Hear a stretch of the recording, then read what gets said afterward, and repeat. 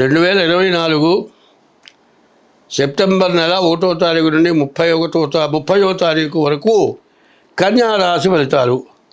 కన్యా మిథునయోర్ బుధ. ఈ కన్యా మిథునాలకి బుధుడు అధిపతి. ఈ రాశికి గురువు, కుజుడు, శుక్రుడు మాత్రమే బాగున్నారు. మిగతా గ్రహాలు రవి, శని బాగున్నాడు. శని, గురువు, కుజుడు, శుక్రుడు 4 గ్రహాలు బాగున్నాయి. 4 గ్రహాలు బాగా లేవు. కన్యా రాశికి ఉత్తర 3, 4, 5 2, 3, 4 పాదాలు, హస్త 4 పాదాలు, చిత్త 2 పాదాలు కలిసి కన్యా రాశి వస్తుంది. ఏంటి తర్వాత ఉత్తర 2, 3, 4 పాదాలు, హస్త 4 పాదాలు, చిత్త 3 పాదాలు కలిసి, చిత్త 2 పాదాలు కలిసి కన్యా రాశి వస్తుంది. కన్యా మిథునాలకి బుధుడు అధిపతి. ఇటువంటి బుధుడు మాత్రం బాగా లేడు. ఈ రాశికి శుక్రుడు, శని, గురువు, కుజుడు ఈ 4 గ్రహాలు బాగా ఉన్నాయి.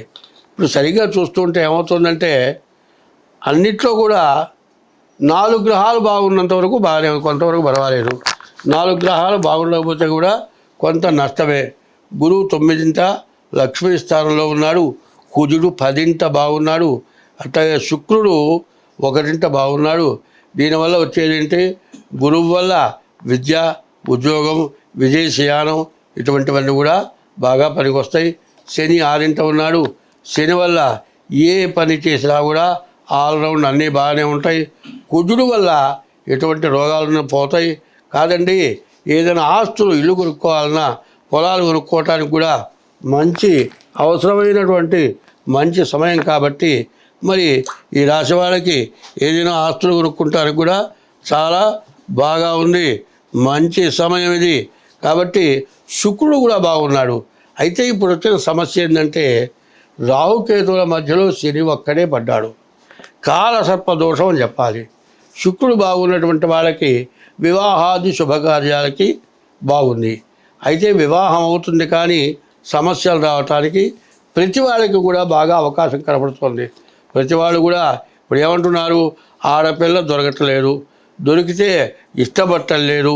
ఒకవేళ ఇష్టపడిన తర్వాత వివాహం జరిగిన దాకా కూడా కష్టంగా ఉంది కాబట్టి పిల్ల దొరకగానే పెళ్లి చేద్దామని పెద్దవాళ్ళు ఆలోచిస్తున్నారు. కొంతమంది ఏం చేస్తున్నారు, ప్రేమించి పెళ్లి చేసుకుంటా ఉంటున్నారు. ప్రేమించే వాళ్ళకి వీళ్ళ జాతకం కలిసిందా కలవలేదా ఇటువంటి ఆలోచనలు ఎవరూ కనుక్కోవట్లేదు. ఇట్లా ఉండటమే కాక దీనివల్ల రకరకాల సమస్యల వల్ల ఇబ్బందులు పడుతున్నారు. కాబట్టి ఈ రాశి వాళ్ళు ముందు వివాహం చేసుకోవాలి అంటే మీ డేట్ ఆఫ్ బర్త్ ద్వారా జాతకం చూపించుకోవాలి. తర్వాత అది లేకపోతే హస్త సాముద్రిక ద్వారా చూపించుకోవాలి. షష్టాష్టకాలు అని ఉన్నాయి, ఇటువంటివి పనికిరావు. వీళ్ళ జాతకాలు కలిస్తేనే వివాహం చేసుకోవాలి. కాలసర్పదోషము, కుజ దోషము ఇట్లాంటి దోషాలు వస్తున్నాయి. ఈ దోషాలు వచ్చినటువంటి వాళ్ళు, ఎందుకంటే ఇటువంటివి ప్రతి రాశిలో నేను చెప్పట్లా. ఇట్లా చెప్పేట్లయితే ఏమవుతుందంటే ఒక పెద్ద చేట భారతం అవుతుంది. మీరు వినటం కూడా కష్టంగా ఉంటుంది. కాబట్టి చాలా తగ్గించి చెప్పడం అవుతుంది. ప్రతి రాశి వాళ్ళు కూడా ఈ సంవత్సరం వివాహం చేసుకోవాలి. ఈ సంవత్సరం కాదు, ముందు రానే అవుతుంది. ఆడపిల్లలు తగ్గుతున్నారు, మగపిల్లలు పెరుగుతూ ఉన్నారు. అందువల్ల ఆడపిల్లలు దొరక్క వివాహం కావాలంటే చాలా కష్టం అవుతోంది.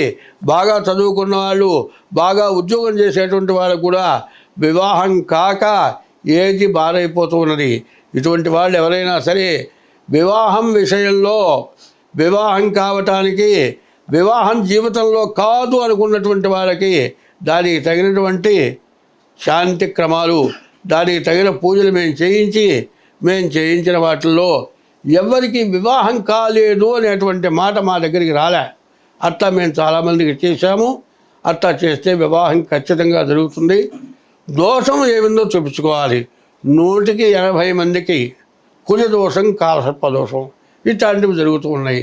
ఇట్లా ఉండేటప్పటికి ఏమవుతుంది, ప్రతి వాళ్ళు కూడా జాతకం బాగుండలేదు అన్నవాళ్ళు వాళ్ళ డేట్ ఆఫ్ బర్త్ బయట పెట్టకుండా మాకు జాతకం లేదండి అంటారు.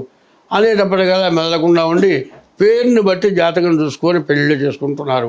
అట్లా చేసుకున్న తర్వాత వెంటనే భార్యాభర్తలకు అనుకూలత లేక వివాహం దగ్గర నుంచి విడాకుల దాకా పోతూ ఉన్నారు. వివాహం అనేది జీవిత సమస్య. ఈ జీవిత సమస్యకి నేనేదో అడ్డంకులు చెబుతున్నాను అనుకోవద్దు. ఉద్యోగం చేసే చోట ఇద్దరు ఇష్టపడుతున్నారు, పెళ్లి చేసుకుంటాం అనుకుంటున్నారు, తల్లిదండ్రులు నెగర్తిస్తున్నారు. అసలు ప్రత్యేకించి ఒక చిన్న మంచి మాట చెబుతాను. ఎవరి మీద ద్వేషంతో కానీ ఎవరిని విమర్శించడానికి కానీ నేను చెప్పటంలా.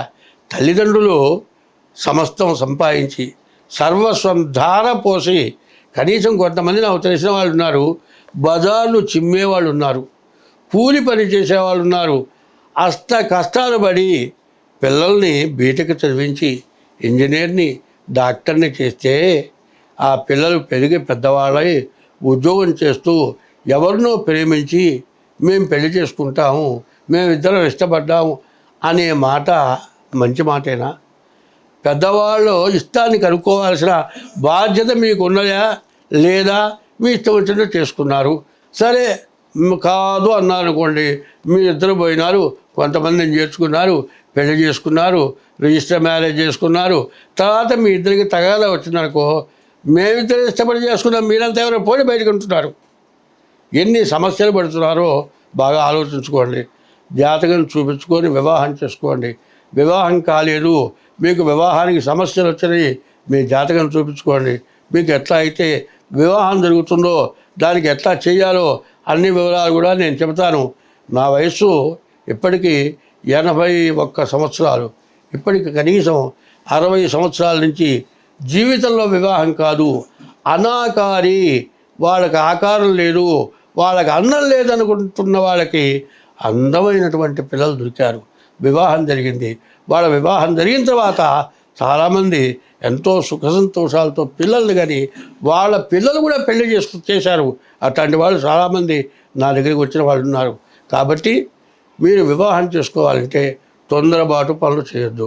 మీకు ఏదైనా కావాలంటే జాతకాలు చూపించుకొని వివాహం చేసుకోండి.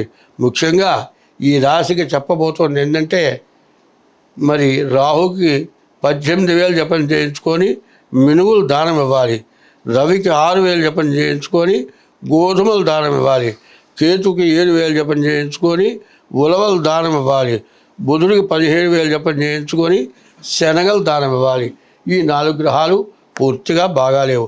అయితే మళ్ళీ చెబుతూ ఉన్నా, పిలిచే పేరుని బట్టి రాశి కాదు, మీ జన్మ నక్షత్రాన్ని బట్టి రాశి వస్తుంది. మీ జాతకం చూడాలంటే డేట్ ఆఫ్ బర్త్ కావాలి.